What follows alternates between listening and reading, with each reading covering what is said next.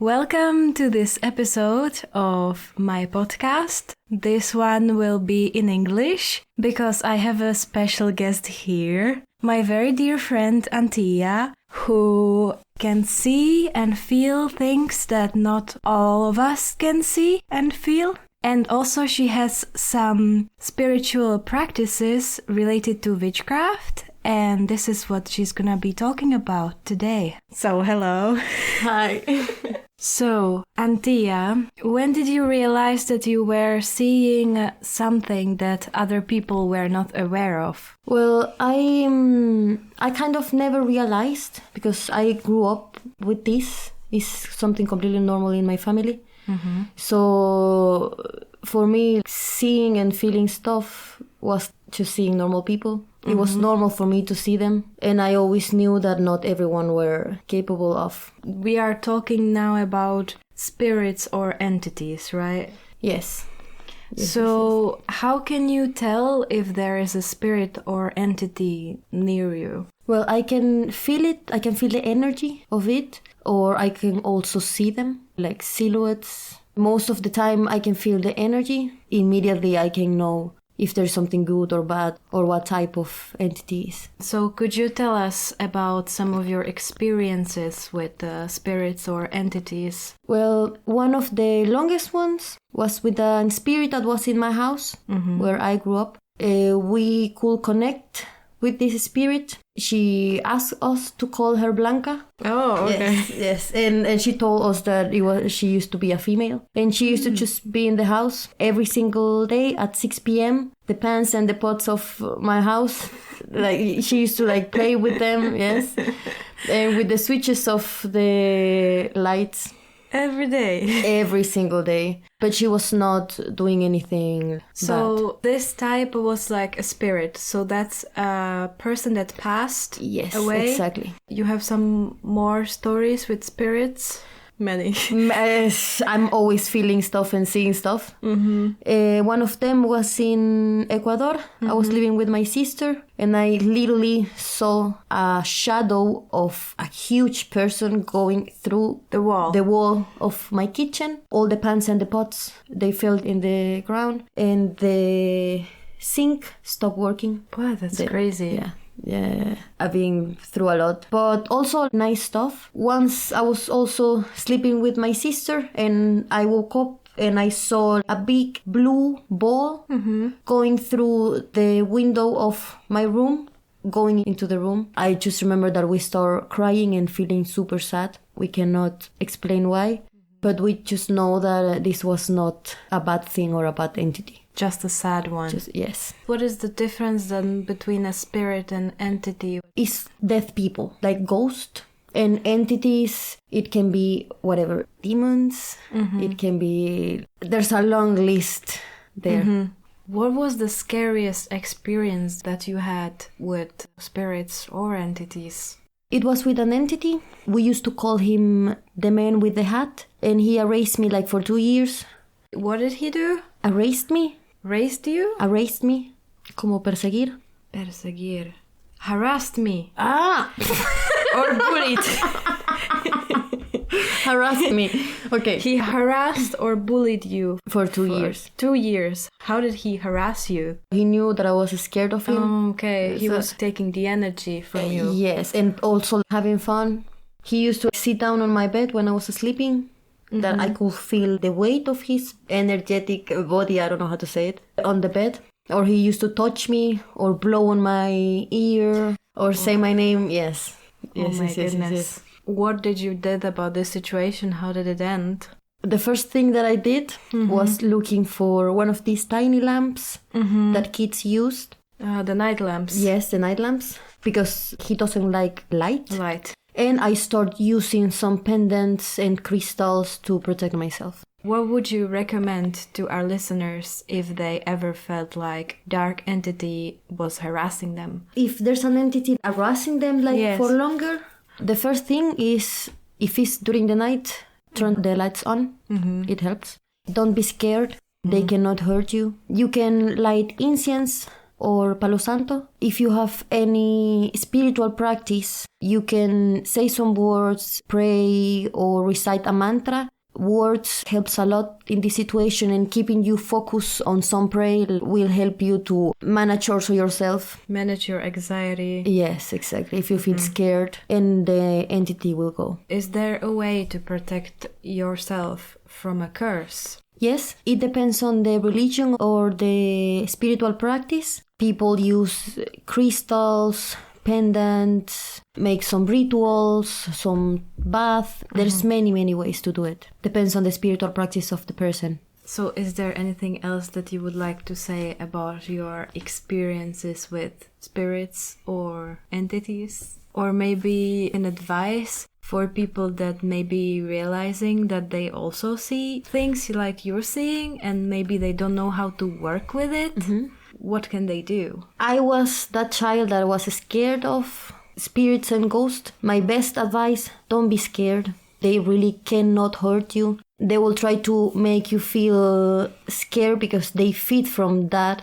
And they will get stronger and stronger feeding from it. So it's okay, let it go. Meditate a lot and help yourself. If you feel more comfortable sleeping during the night with night lamp, it's okay. Do stuff that helps you with that and calm down. And if you know someone that can help you with looking for a way to protect yourself, do it. What do you think about people that don't have any experience with spirits or entities that are trying to use different ways to contact the other world? What would you say to them? People that are trying to use Ouija board and, probably some of our listeners would like to try. What would you say to them? Don't do it. Yeah. Don't try to do it. It's not a good idea. You can call something that will harass you for years. It will harass you. Don't do it. It's really dangerous. The other time you told me that maybe somebody is trying to contact, let's say, their grandma, and they will contact something that is pretending to be the grandma. But you can never know, and it's not, and it can be something very dark and very bad. And believe me, on that other side, there's many stuff that wants to hurt you and wants to do bad stuff. So don't do it. Keep calm, chill. Don't curse yourself. Do you think possessions are real? Yes. Because some people say it's just a mental illness, it's not real. From my perspective and my experience, yes, they are real. And they are dangerous. The ghosts, as you said, they cannot hurt you, but at the same time, there is still a possibility that they might hurt you. I've seen this with people that had something to do, that tried to connect with the other side, that did something like a ritual. Not just somebody passively seeing, but somebody actively trying to connect. Yeah, it's not like I'm going to walk in front of a haunted house and I'm going to get possessed. No. It's more deep than that. Is it possible to bring a ghost with you, though, if you're an explorer? Yes. One of the biggest problems about haunted houses is that you can bring those ghosts to your house. Oh my God. And that will be a problem. But just by going into the house? Yes. Oh my God. Yes. And when a ghost likes you, good luck. Oh no. So you will never be alone. Oh my God. So if some of you like to go to haunted houses, it's time to reconsider. Or maybe there's some kind of a protection for it. How do you prevent ghosts of going with you? To be honest, what I will do is just not go into a haunted house. Don't take the risk. I think we can sum it up with, when it comes to spirits and entities, just don't take the risk. No.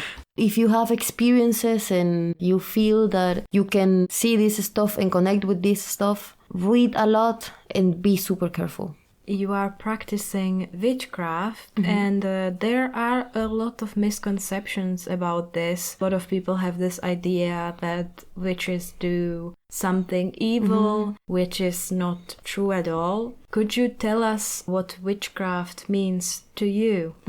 It's the mix between knowledge and practice and connection with the energy of the universe that makes magic. I find witchcraft in my daily life, even with the tea that I use to calm my pain or stuff like that. What do you mean by that? That you make like a little spell on the tea, or?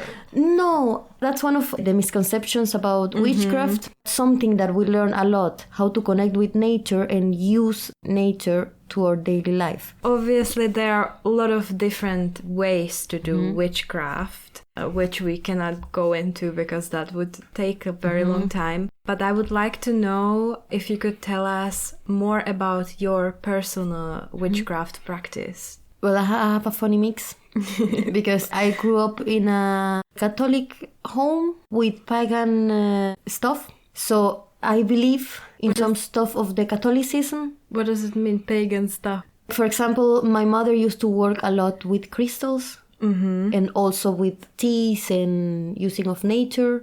So I believe since always a little bit in both. But right now that I'm an adult, I'm more to the Celtic paganism.